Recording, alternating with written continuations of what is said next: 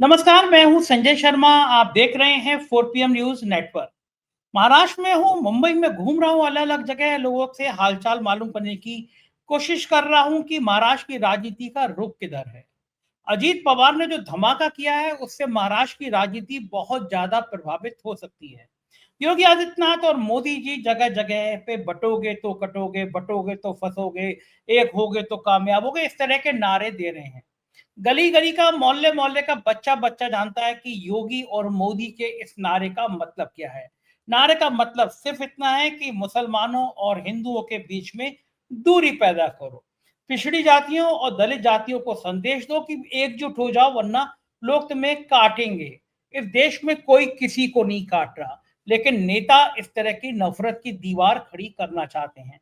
मजे की बात यह है कि उनकी महायुति बीजेपी की सहयोगी पार्टी के नेता महाराष्ट्र के डिप्टी सीएम अजीत पवार ने धमाका कर दिया।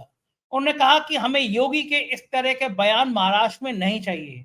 महाराष्ट्र छत्रपति शिवाजी के सामाजिक सद्भाव की राजनीति को, उनकी प्रेरणा को, उनके आदर्शों को लेकर चलने वाला राज्य है। हमें यहाँ नफरत नहीं चाहिए। और अजीत पवार ने तो ये भी कह दिया कि बारामती में उनको मोदी की जनसभा भी नहीं चाहिए। महाराष्ट्र के नेता जानते हैं कि मोदी का चेहरा जितना दिखेगा उतना गुजरात बनाम महाराष्ट्र का मुद्दा उठेगा और महाराष्ट्र में बीजेपी का डिब्बा गोल होगा।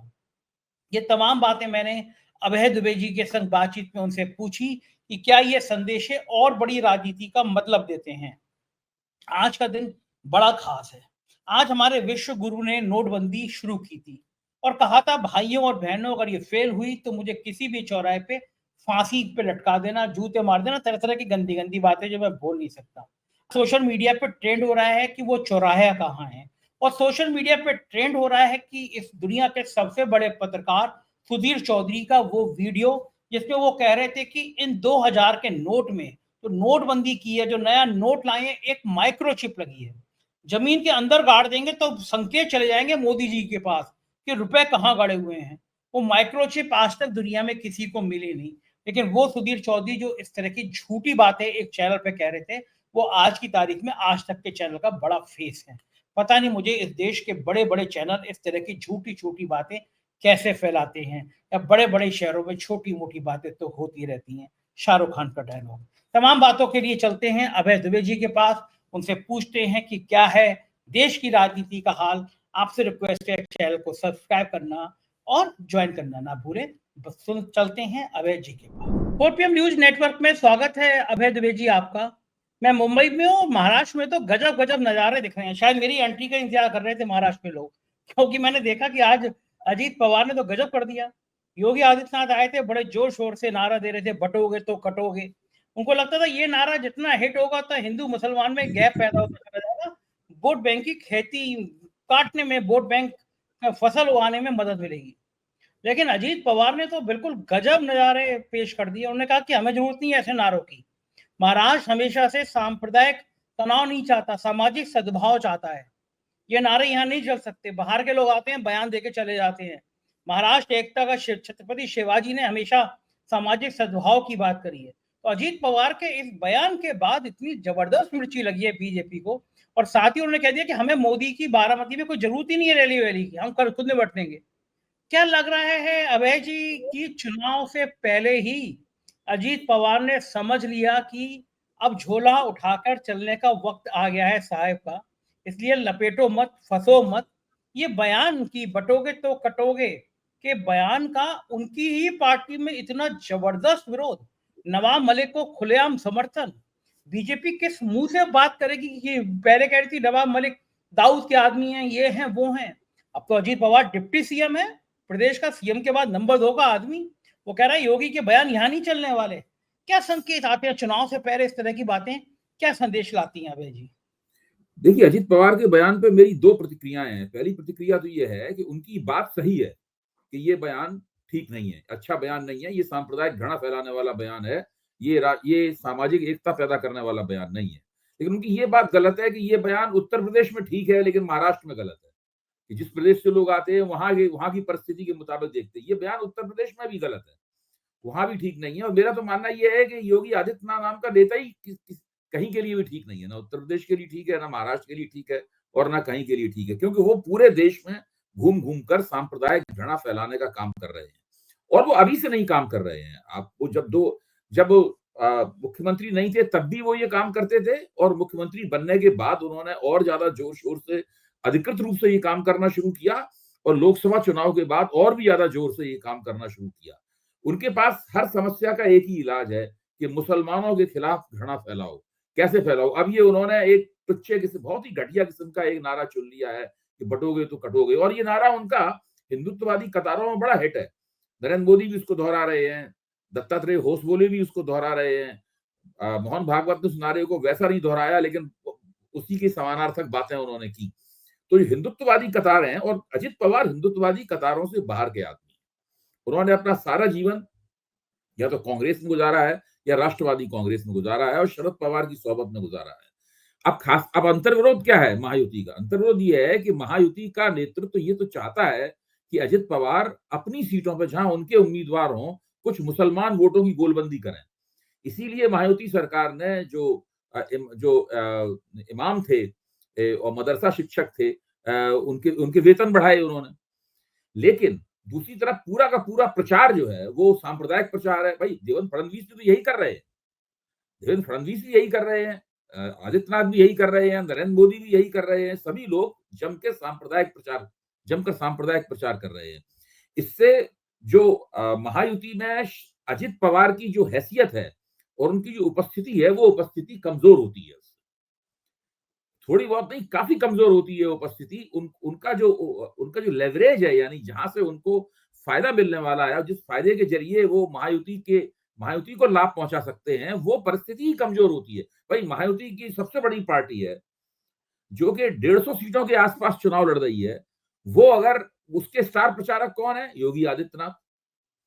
जब उसके स्टार प्रचारक योगी आदित्यनाथ होंगे तो जाहिर है फिर ये अजित पवार को कौन पूछता है?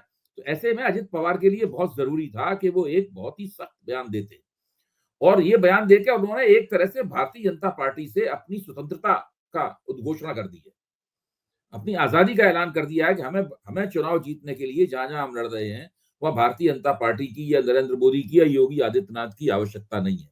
अगर योगी आदित्यनाथ के साथ वो जुड़ते तो उनके जो कुछ भी उन्हें मुसलमान वोट मिलने क्या, मैं तो मानता नहीं उन्हें मुसलमान वोट मिलेंगे, लेकिन फिर भी उन्हें उम्मीद है मिलेंगे, तो वो जो मुसलमान वोट मिलने की उम्मीद थी वो पूरी तरीके से खत्म हो जाती और चुनाव परिणाम उनके बहुत ही विपरीत जाते। इसलिए उनको ये करना जरूरी था। आपने बिल्कुल ठीक कहा, इसके अंदर एक अंदेशा है पूरी महायुति के लिए कि अगर महायुति को स्पष्ट रूप से बहुमत नहीं प्राप्त हुआ, तो निश्चित रूप से अजित पवार अपने पुराने मुकाम पर जो कुछ भी उनके एमएलए जीतेंगे उनको लेकर चले जाएंगे और महाविकास अघाड़ी की सरकार बनवाएंगे।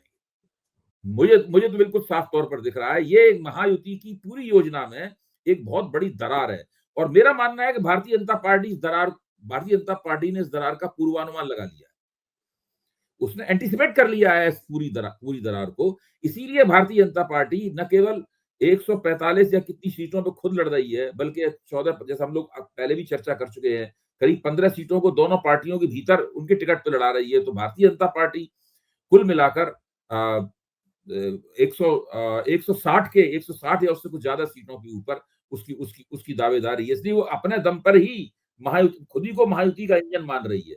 अजित पवार की उसके लिए कोई खास महत्व है नहीं। बिल्कुल ठीक बात है, लेकिन महत्वहीनता का एहसास बहुत जल्दी ही एकनाथ शिंदे को भी होने वाला है। ये जो अजित पवार ने बयान दिया है, वो उनके अंदर जो महत्वहीनता का एहसास महायुति के भीतर के दायरे का आया है, इस तरह का महत्वहीनता का एहसास एकनाथ शिंदे को भी जल्दी होने वाला है, क्योंकि शिंदे और अजित पवार जितनी सीटों पर लड़ रहे हैं उसमें भाजपा के बीच में बहुत अंतर है। अब आप इस लिहाज से महाविकास अघाड़ी को देखें, वहां कांग्रेस 101 सीटों पर लड़ रही है। भाई करीबन 95 सीटों पर उद्धव ठाकरे की, तो केवल कांग्रेस और उद्धव ठाकरे के बीच में 7-8 सीटों का फर्क है। 85 सीटों पर बोले तो जो उसमें 85 सीटों पे शरद पवार की पार्टी लड़ रही है, तो वहां पर देखा जाए तो तीनों जो पार्टनर हैं उनके बीच में सीटों का बहुत फर्क नहीं है, बहुत ज्यादा ऊंच नीच नहीं है उनके बीच में। जबकि महायुति के अंदर भाजपा बहुत आगे है इन दोनों अपने गठजोड़ पार्टनरों से। अच्छा, ये लेकिन ये इतनी आसानी से बीजेपी कैसे किनारा कर सकती है? जैसे उत्तर प्रदेश का उदाहरण देखो, ये महाराष्ट्र में आके योगी आदित्यनाथ कह रहे हैं हमने माफिया ठिकाने लगा दिए, बार बार इशारा करते हैं वो अतीक की तरफ, मुख्तार अंसारी की तरफ। वो कहते हैं कि मुख्तार अंसारी के की जड़ें खत्म कर दी, मुख्तार अंसारी का साम्राज्य ढा दिया। और मजे की बात यह, मुख्तार अंसारी का विधायक बेटा वो एनडीए का हिस्सा है, वो राजभर की पार्टी का विधायक है जो योगी आदित्यनाथ को सपोर्ट करता है। यानी सीधे शब्दों में कहें तो मुख्तार अंसारी का बेटा योगी आदित्यनाथ के मुख्यमंत्री बने रहने का समर्थन करता है। ऐसे मौके पे ना तो गोदी मीडिया कुछ बोलेगी कि भैया आप कह रहे हो मुख्तार अंसारी को निपटा दिया और उसके बेटे का समर्थन ले रहे हो, मंच पे वो बिठाओगे, अगर कोई रैली एनडीए की मीटिंग होगी तो वो देखिए संजय जी, आप बार बार इस सवाल को उठाते हैं और जायज उठाते हैं। आप भारतीय जनता पार्टी की जो गठजोड़ राजनीति है उसके जो अंतर्विरोध हैं उन अंतर्विरोधों को रेखांकित करते हैं। ये काम आप करते हैं, मैं करता हूं और दूसरे जो निष्पक्ष विश्लेषक हैं वो इस काम को करते हैं। गोदी मीडिया इस काम को क्यों करेगा? गोदी मीडिया का तो काम ही है कि वो भाजपा की गठजोड़ राजनीति के जो अंतर्विरोध हैं उनको किनारे करे, उनको नजरअंदाज करे, उनको अदृश्य कर दे उनको और उनकी बल्ले बल्ले करने में लग जाए। तो वो तो ऐसा करते ही हैं, इसलिए यही उनसे उम्मीद है, इसीलिए उनको गोदी मीडिया कहा जाता है। अगर वो ऐसा करना बंद कर देंगे और अंतर्विरोधों को उभारने लगेंगे तो गोदी मीडिया हम लोग कैसे कह पाएंगे? ये बात तो सही है। अभय जी, आप देश के पहले 10 पत्रकारों में होंगे जो इतना पढ़ते हैं, लिखते हैं, दर्जनों किताबें आपने लिख डाली हैं, तमाम बड़े देश के टीवी चैनलों पे आप रहे हैं। आज सुबह से सोशल मीडिया पे बड़ी मजेदार चीज वायरल हो रही है। नोटबंदी का दिन है। नोटबंदी आज के दिन साहब आए थे और नोटबंदी की घोषणा करी थी, कहा था फेल हो जाए तो चौराहे पे जूते मार देना मुझे। तो आज लोग सुबह से एक तो उस चौराहे को लेकर ट्वीट कर रहे हैं कि वो चौराहा कहाँ है, क्योंकि आज जो पार्टी की सबसे बड़ी उपलब्धि बताई जा रही थी नोटबंदी, उसका जिक्र नहीं है। दूसरा, आज मैं आपसे गोदी मीडिया का आपने जिक्र किया तो मुझे याद आ रहा है, सुधीर चौधरी का एक बयान सुबह से वायरल हो रहा है। वो कह रहे हैं कि ये जो नोटबंदी हुई है ये बड़ी ऐतिहासिक चीज है। इस नोटबंदी में एक माइक्रो चिप लगी है। अगर आप जमीन के अंदर गाड़ देंगे 2000 का नोट भी, 1000 का नोट भी, तो वहां से तरंगे निकलेंगी, वो बता देंगी पैसा कहाँ रखा है। मैं ये जानना चाहता हूं कि देश का एक पत्रकार जो ये चैनल पे आके घोषणा कर रहा है कि नोट के अंदर माइक्रो चिप लगी हुई है, ये अब तक का रिकॉर्ड बना दिया है मोदी जी ने कि काला धन को इससे बेहतर बेहतर तरीके से नहीं रोका जा सकता। टीवी पे आके कोई बात कहना, अगर मैं और आप कह रहे हैं तो एक गंभीर बात है। जो लोग सुनेंगे सड़क पे, चाय की दुकान पे, रिक्शे वाले, ठेले वाले, बड़े आदमी, छोटे आदमी, वो मानेंगे कि भाई अभय जी ने कुछ कहा है, इसका मतलब सच कहा होगा। अभय जी की एक विश्वसनीयता है, पूरी दुनिया में विश्वसनीयता है। मेरे पास तो जो मेल आते हैं अमेरिका से लंदन तक, वो सब आपकी तारीफ करते हैं कि कितने योग आदमी है। तो अभय जी जो कुछ कह रहे हैं उसकी एक विश्वसनीयता है। तो एक चैनल पर बैठा हुआ आदमी कह रहा है कि भैया नोट में माइक्रो चिप लगी हुई है, और फिर उसको आज तक जैसा चैनल अपना मुख्य चेहरा बनाता है, देश का सबसे बड़ा चैनल कह रहा है। तो क्या अब पत्रकारिता में इन सो कॉल्ड बड़े चैनल्स में विश्वसनीयता का सवाल खत्म हो गया है? किसी पत्रकार की साख का सवाल खत्म हो गया है? जो पत्रकार इतने झूठ बोलता रहा वो अपना मुख्य चेहरा बना सकते हैं? ये क्या हो रहा है इस समय? दूंगा आपके इस सवाल के जवाब में, और वो रिजर्व बैंक का दिया हुआ अधिकृत वक्तव्य है। रिजर्व बैंक कह रहा है कि 2000 का नोट जिसको सरकार ने वापस बुला लिया था लेकिन खारिज नहीं किया है। 2000 का नोट सरकार ने, रिजर्व बैंक ने कहा है कि भाई वापस कर दीजिए हमें, हम नया नोट नहीं छापेंगे, उसकी जगह दूसरी करेंसी ले आएंगे, लेकिन उसको अवैध घोषित नहीं किया गया। ये एक खास तरह की स्थिति है, आप ध्यान कीजिए। अभी भी 2000 करोड़ रुपए से ज्यादा के 2000 करोड़ रुपए से ज्यादा के 2000 के नोट वापस नहीं आए हैं। अगर उन्हें माइक्रोचिप लगा होता तो अभी सरकार को पता होता ना, माइक्रोचिप के जरिए वो ट्रैक कर लेते कि वो 2000 करोड़ रुपए कहां पे और कितनी जगहों पे दबे हुए हैं। ये बिल्कुल, मैं 4 दिन पुरानी, अगर आप गूगल पे टाइप करेंगे तो खबर सामने आ जाएगी। 4 दिन पहले की खबर बता रहा हूं आपको। रिजर्व बैंक ये मान रहा है कि 2000 करोड़ रुपए के 2000 के नोट अभी भी वापस नहीं आए हैं उसके पास, यानी कि वो मार्केट में जारी हैं। मार्केट में तो दिखते नहीं। मैंने तो मुद्दतें हो गई, मैंने 2000 का नोट नहीं देखा, आपने भी नहीं देखा होगा 2000 नोट, मेरे घर में भी नहीं है। हम बैंक जाते हैं, बैंक वाले भी 2000 के नोट नहीं देते हैं, कुछ नहीं, दो ना एटीएम से निकलते हैं, 2000 के नोट दिखाई नहीं पड़ते, अदृश्य हो गए। इसका मतलब है वो काले धन में बदल गए, वो कहीं दबे रखे हुए हैं। सरकार उनको जब्त नहीं कर पा रही है, रिजर्व बैंक में वापस जाने से उन्होंने इनकार कर दिया है। अगर अभी सरकार इन 2000 के नोटों को अवैध घोषित कर दे तो फिर 2000 के नोट और एक टाइम दे 15 दिन के अंदर दे दीजिए, वरना 2000 के नोट कूड़े में कचरे में बदल जाएंगे, तब बहुत तेजी के साथ वो नोट निकल के जाएंगे बैंकों में बदली करने के लिए। तो मैं ये कह रहा हूं कि ये पूरा नोटबंदी का जो मोदी जी ने प्रकरण किया था 2016 में आज के दिन, उसके बाद से जो कुछ भी उसके बारे में कहा गया है, ये भारत की अर्थव्यवस्था का और मोदी के शासनकाल का सबसे बड़ा फर्जीवाड़ा है। सबसे बड़ा फर्जीवाड़ा। इतना बड़ा झूठ कभी बोला नहीं गया। इससे ज्यादा घटिया किस्म की कोई गतिविधि भारत में अर्थव्यवस्था के नाम पर कभी की नहीं गई। और इसका इतना बड़ा नुकसान हुआ है। मोदी जी ने जो बहुमत खोया है, उसके कई कारण हैं। हम लोग उन कारणों पर कई बार चर्चा कर चुके हैं, लेकिन उसमें एक ऐसा कारण जिसका कोई बात नहीं करता है, मैं लेकिन ये मानता हूं, वो नोटबंदी भी है। क्योंकि इन्होंने नोटबंदी की, नोटबंदी से लोगों को जो नोटबंदी में जो दिक्कतें हुई, मैं उनकी बात नहीं कर रहा हूं, वो तो कुछ भी नहीं है जो कहने जा रहा हूं उसके मुकाबले। उससे भारत का जो असंगठित क्षेत्र था, जो भारत के 94% लोगों को रोजगार देता है, असंगठित क्षेत्र पूरी तरीके से नोटबंदी से उसके ऊपर मरणांतक प्रहार हुआ और वो ढह गया असंगठित क्षेत्र। जो बाकी कुछ बचा था, वो जीएसटी को गलत सलत तरीके से, त्रुटिपूर्ण तरीके से लागू किया गया, उसका कारण हुआ। तो भारत में जो बड़े पैमाने पर बेरोजगारी है, ये जो संकट है, जिसमें शहर में आई श्रम शक्ति लौटकर गांवों में जा रही है, उल्टा हो रहा है। लोग एक गांव से शहर आते हैं, यहाँ करीब 5 करोड़ से ज्यादा जो श्रमिक हैं, वो गांव में लौट गए हैं, क्योंकि शहरों में उनको रोजगार नहीं मिल रहा है। असंगठित क्षेत्र योग्य नहीं रह गया है कि उनको रोजगार दे। ये है वो कारण जिसकी वजह से मोदी जी को लोगों ने वोट देने से इनकार किया। उतने वोट उनको नहीं मिले जितनी मोदी जी को अपेक्षा थी। और यही अगर सिलसिला बना रहा तो एक बार फिर इसका अगले लोकसभा चुनाव में असर दिखाई पड़ेगा। देखिए, ये नोटबंदी, मोदी जी चुप रहते हैं इसके बारे में, भाजपा चुप रहती है, कोई नहीं बोलता। आपने कब से नहीं सुना भाजपा की तरफ से नोटबंदी में कोई वक्तव्य? मोदी जी की तरफ से कब से आपने कोई वक्तव्य? कभी नहीं, कभी नहीं। ये लोग चुप रहते हैं क्योंकि जानते हैं कि बहुत बड़ी गलती है ये लोग जानते हैं। ये लोग आप श्रेय नहीं लेते, अपने मुंह मियां मिट्ठू नहीं बनते ये इस सवाल के ऊपर। बाकी सवालों के ऊपर पीठ ठोकते रहते हैं, अपने नोटबंदी के सवाल पर कोई कुछ नहीं बोलता है। इसलिए नहीं बोलते हैं कि ये एक बहुत बड़ी घातक त्रुटि, घातक गलती हुई है इनसे, फेटल मिस्टेक हुई है, ब्लंडर हुई है बहुत बड़ी। और मोदी जी ने इस काम को, ना पार्टी में इसके समर्थक थे, लेकिन शायद राष्ट्रीय स्वयंसेवक संघ में इसके समर्थक थे। राष्ट्रीय स्वयंसेवक संघ इस काम के साथ था, इसलिए राष्ट्रीय स्वयंसेवक ने आज तक नोटबंदी की निंदा नहीं की।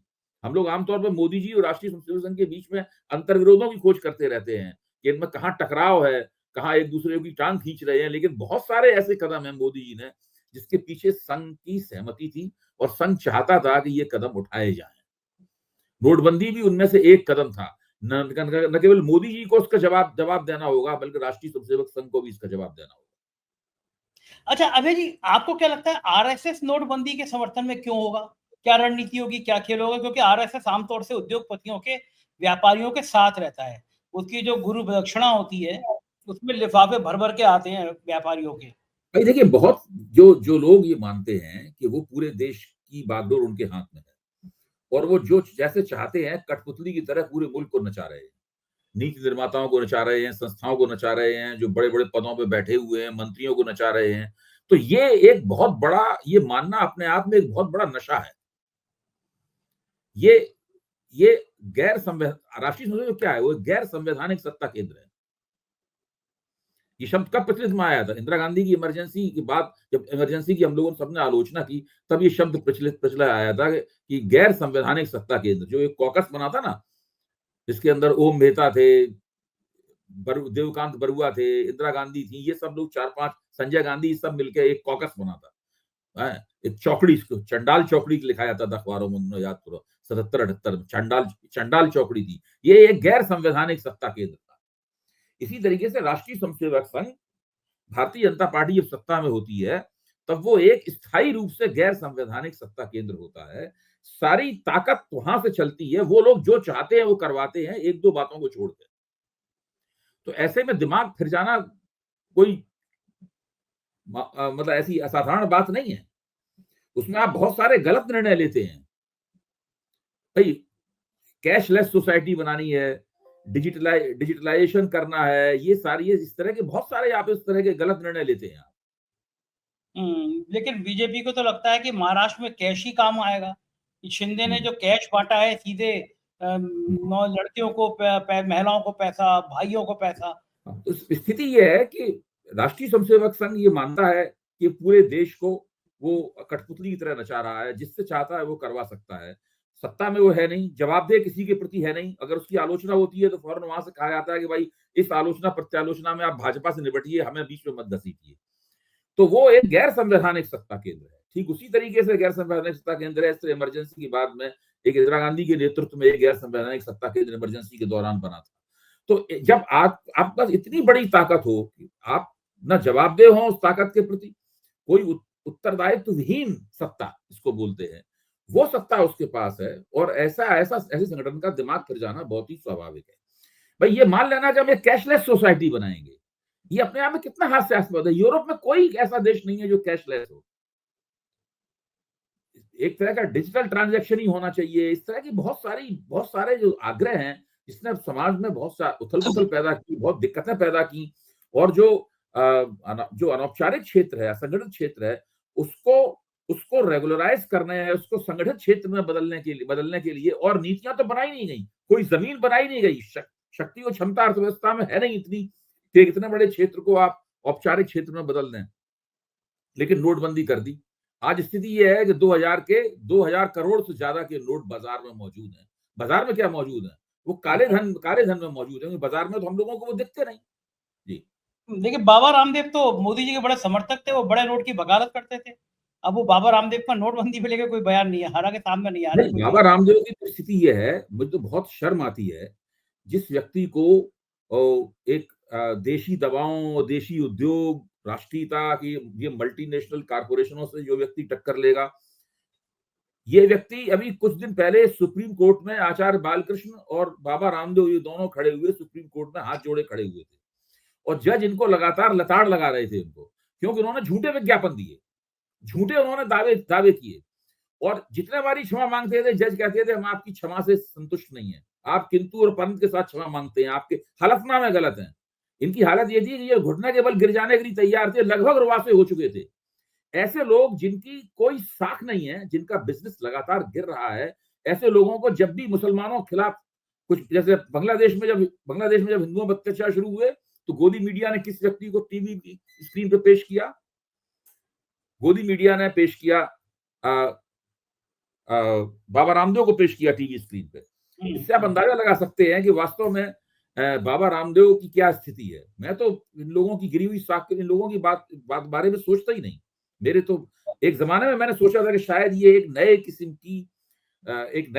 किस्म के उद्योग के साथ सामने आ रहे हैं, और एक नई किस्म की जनता को इनके उत्पाद पहुंचेंगे। लेकिन जिस तरह से उन्होंने पैसे कमाने के लिए, मुनाफा कमाने के लिए उल्टे सीधे काम किए हैं, और फिर सुप्रीम कोर्ट में दंडित हुए हैं, अब इनकी कोई साख नहीं रह गई है। इसलिए इनके बयानों की भी कोई साख, हम इनके बयानों में चर्चा ही नहीं करनी चाहिए। मैंने एक बार इंटरव्यू किया था, तो उन्होंने मुझसे कहा था कि बाबा रामदेव प्रधानमंत्री क्यों नहीं बन सकते। मुझसे कहा था उन्होंने, इंटरव्यू में कहा था, ऑन कैमरा कहा था।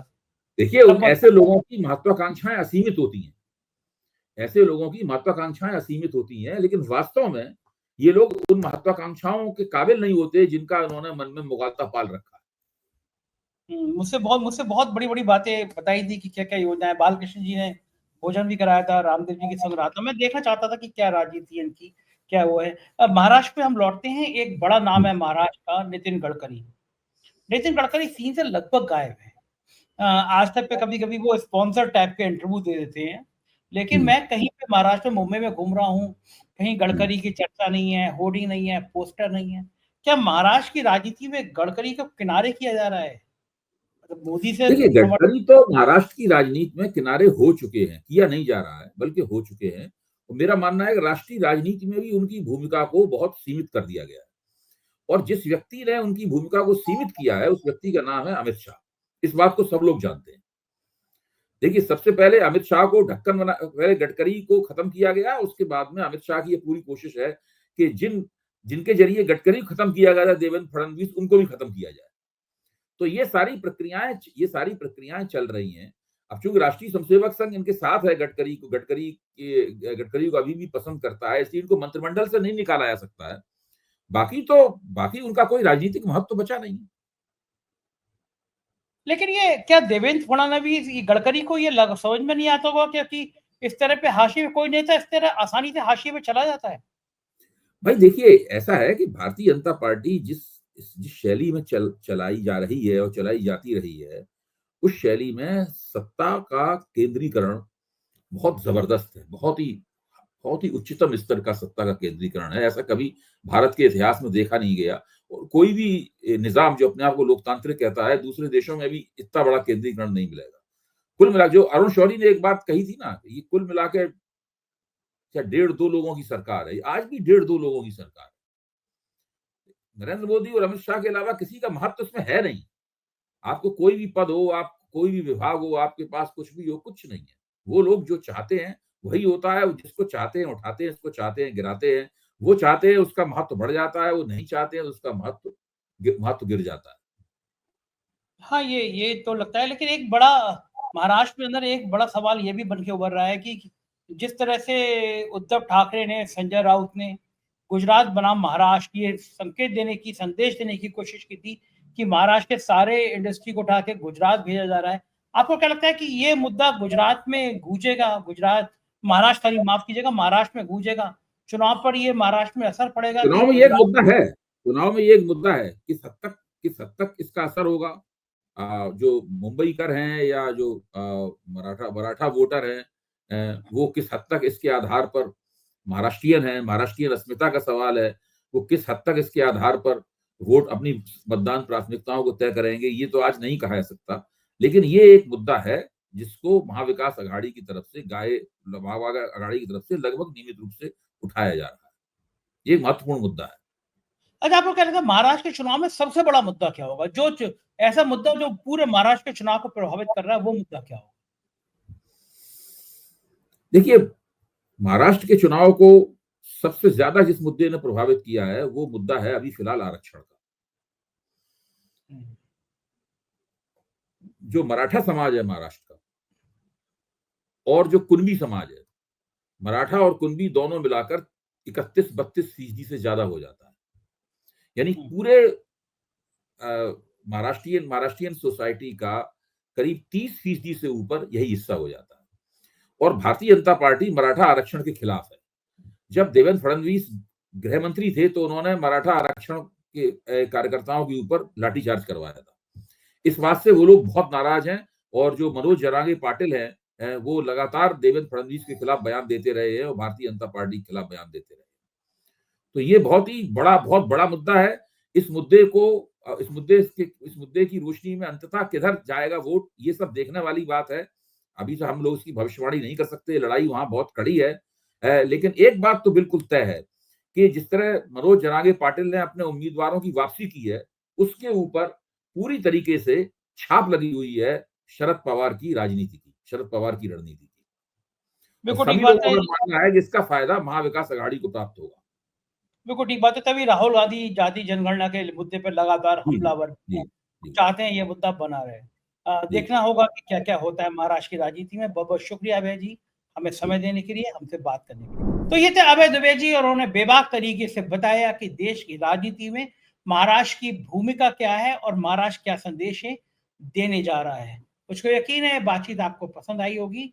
अपना साथ बनाए रखिएगा। शुक्रिया, थैंक यू।